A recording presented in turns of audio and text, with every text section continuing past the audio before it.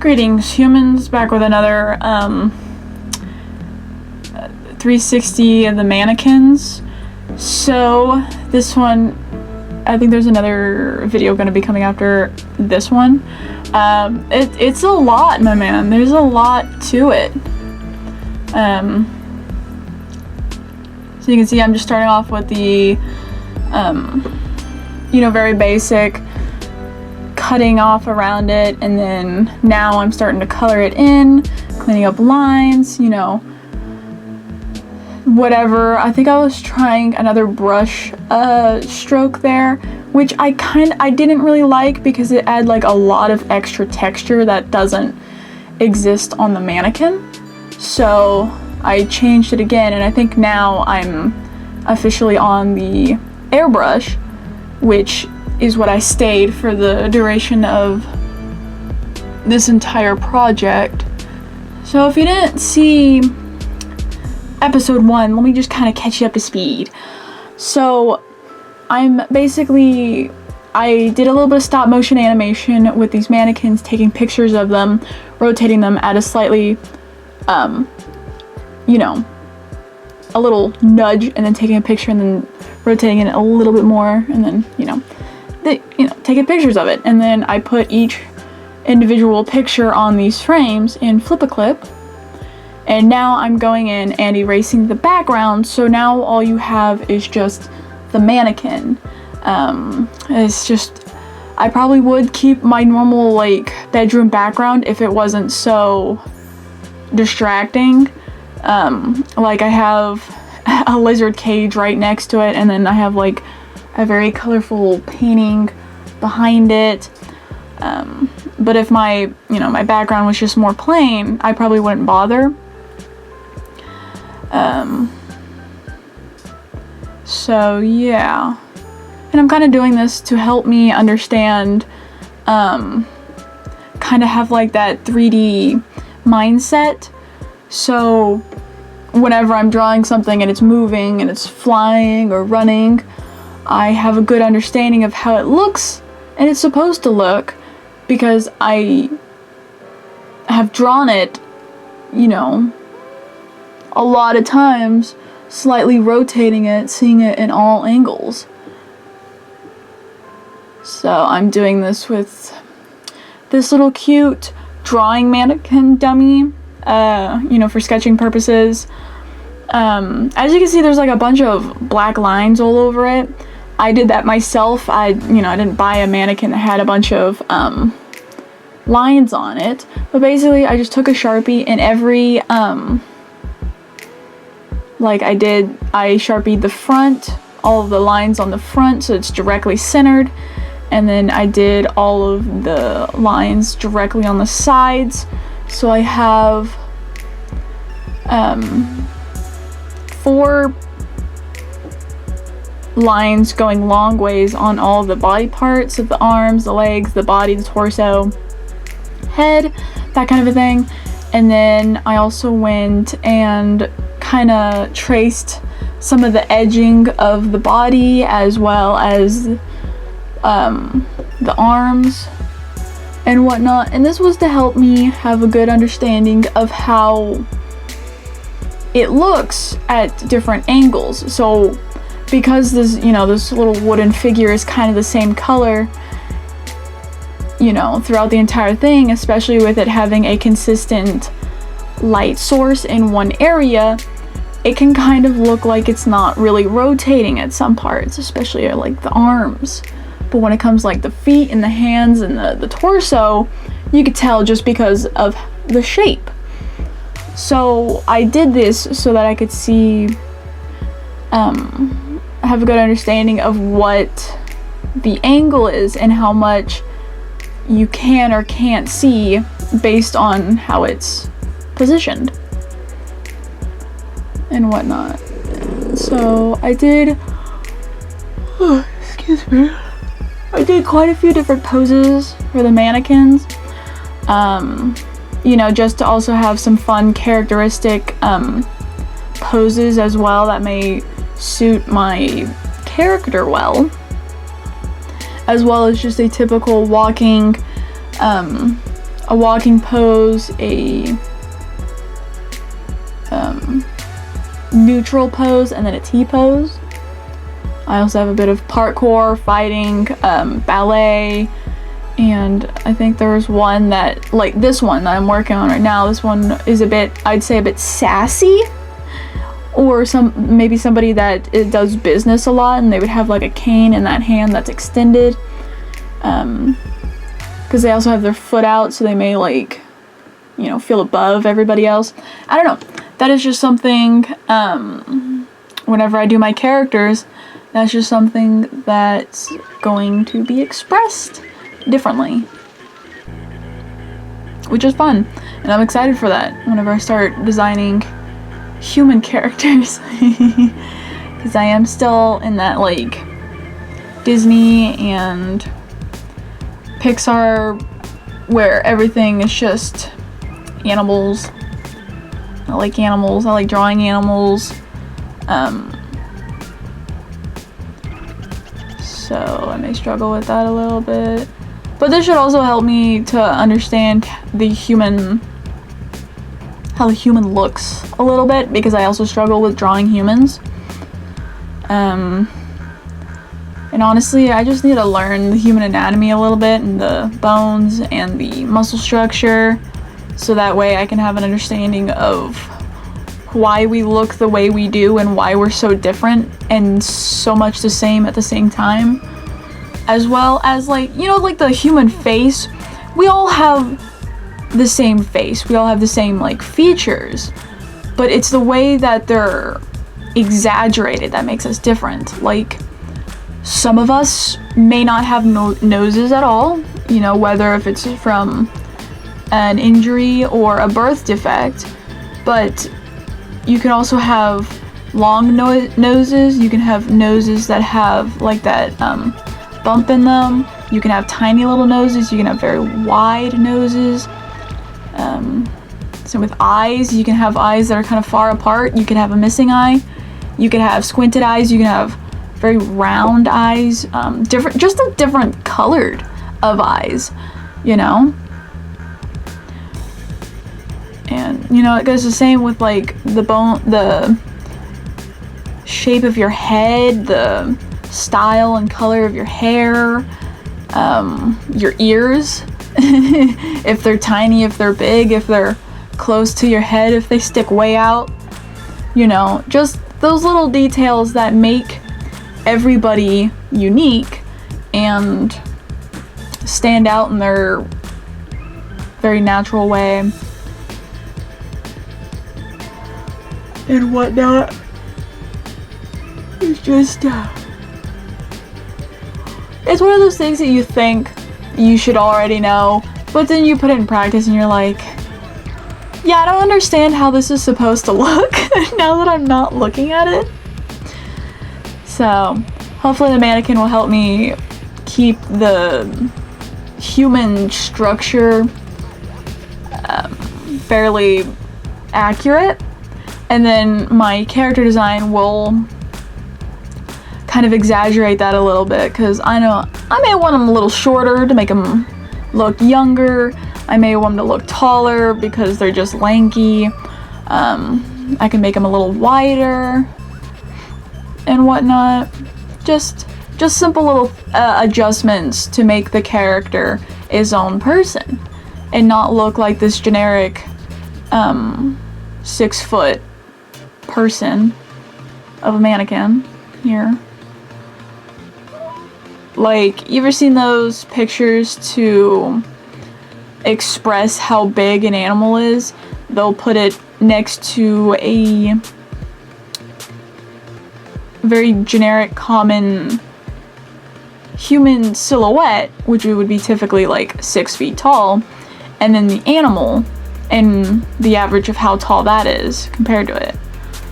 It's just, the mannequin's just like that. It's a very basic human idea. I don't know how else to explain it, but I'm sure you guys understand what I'm trying to say and whatnot. So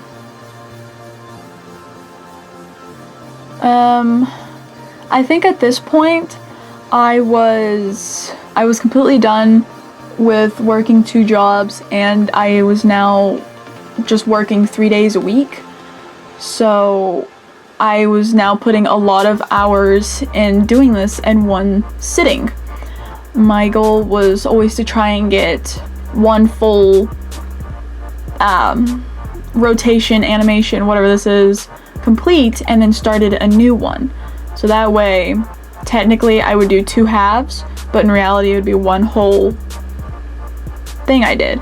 And so I was putting a lot of hours into this, and I started getting faster at it, and just being more loose about when it comes to tracing the mannequin. I wasn't so like, I started to do larger strokes of just, you know, kind of cruising and then scribbling and whatnot. So I started to get more comfortable and into tracing and cutting out the mannequin. This was also the point where I was like, I just want to get this done. Because I was starting to become more excited about working on an animation that I have started for, like, it was my very first animation I've started, and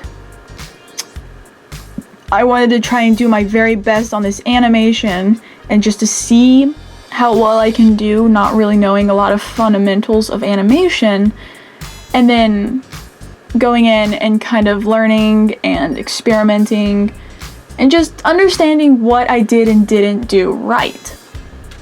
Well, unfortunately, a while back I got a new phone, and it turns out Flip-A-Clip doesn't save your stuff because you don't exactly just sign in. So all of that was erased. So I had to start over, which was fine because I had already learned a lot from that first animation. And eventually you guys will see it because I am also recording it too.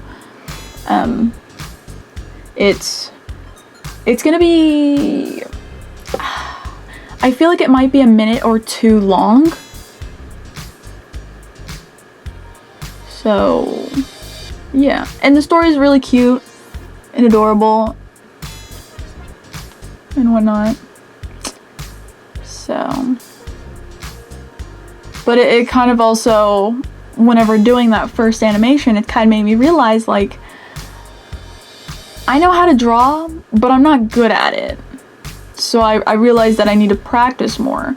So by using this mannequin, I can help learn, teach myself the best way to draw, like, people, and kind of blocking them in, and then adding details like with their clothes, their hair, any accessories, you know, stuff like that, fun stuff like that.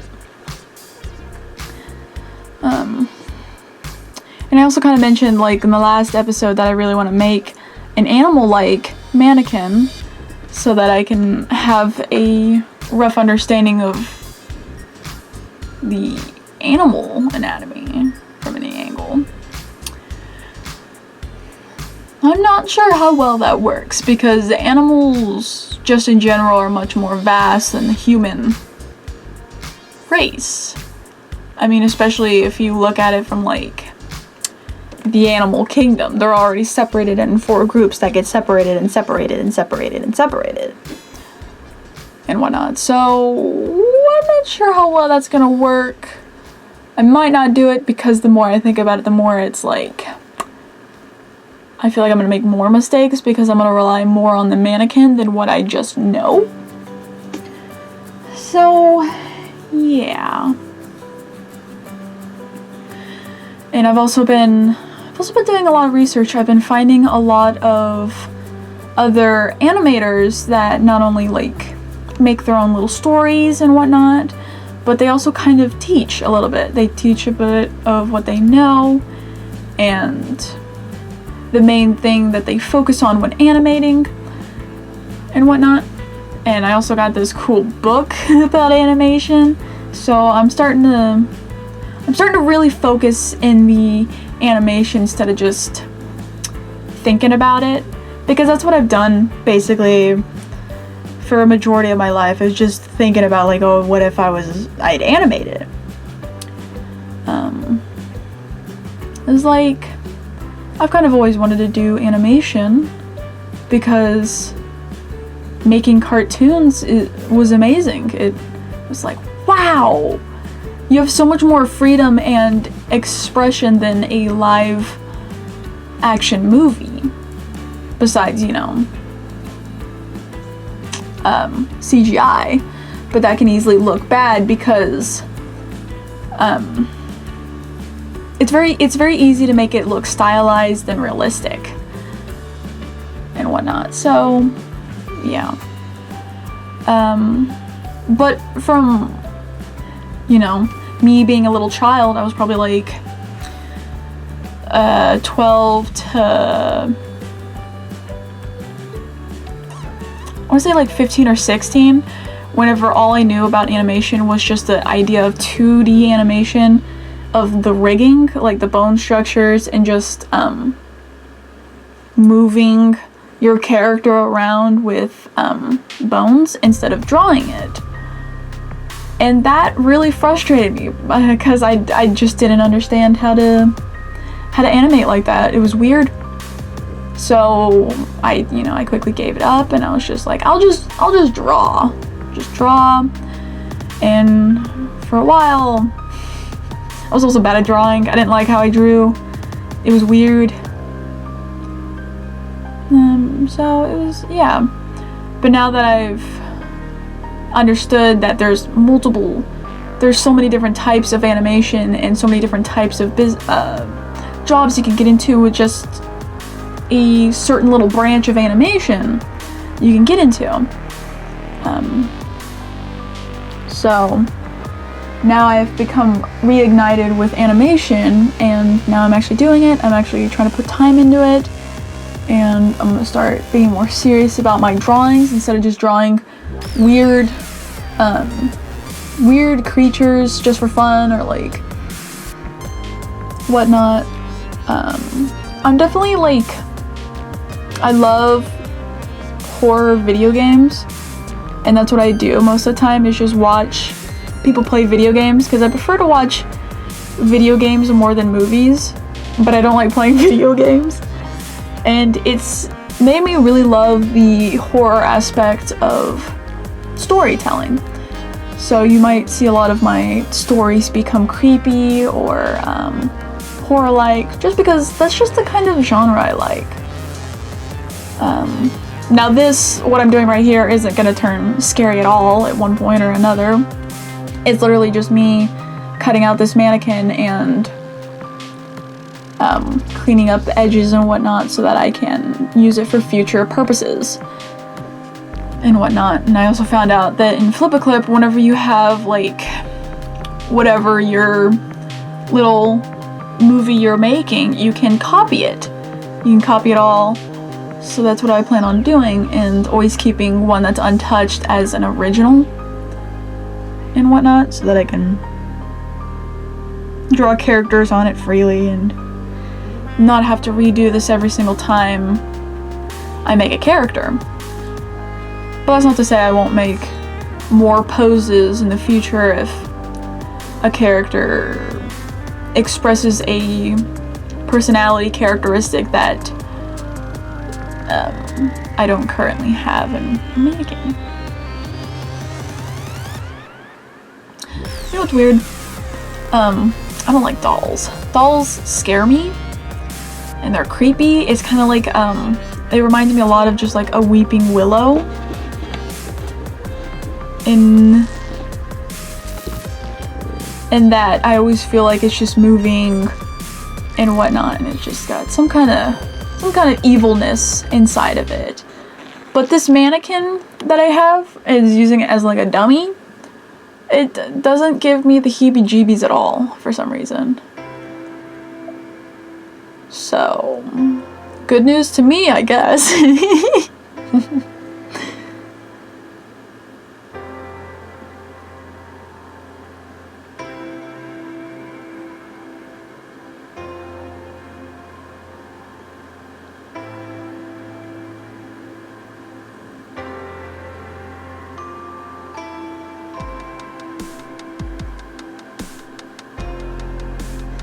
this is definitely one of these programs I wish I had on my computer. Just because not only am I kind of getting used to this program, but I like a lot of their settings and the way that everything's set up. But unfortunately, this kind of just, it doesn't exist on my computer. You know, it's just like a phone or tablet kind of a thing. And it's just, I wish my phone screen was bigger so I can do this without squinting or hunching over it. And I actually have this like big tablet I use that I hook up to my monitor, so it's it basically just shows whatever's on my computer screen on the tablet. So it just projects whatever is on there on the tablet, so I can draw and, you know, actually look what I'm doing. But I have it set up on an easel, so that way it's more angled up like a TV screen, so I can actually like sit up and draw and whatnot. But it's also slightly angled back, so that way I can rest my hand on it and slide and glide on the tablet freely and, you know, draw. And it's great. I've also used that easel for my phone, but it's too tiny. That's probably like the only downside of animating on your phone, is just that your screen's really tiny, especially whenever you flip it to the side. There's so much on the screen that I just wanna like make it slide and hide away while I'm working, so I can absolutely use all of my screen display to color and erase. But it's whatever. I got through it. This is finally over. I'm finally editing it now. I'll look back at it and be like, wow, that was quite a big project. You poor little baby. Because I know in the future, whenever I do get jobs, sitting at a desk animating for hours is definitely going to be needed, especially like overtime and whatnot. I mean, it kind of makes sense. It's like business and whatnot. So I was kind of experimenting with this as well as a project to see like if I could sit at a desk for roughly 8 hours and just animate. And technically I could. I definitely needed breaks for my eyes because I was sitting really close up to my screen to see. But also just snack breaks and just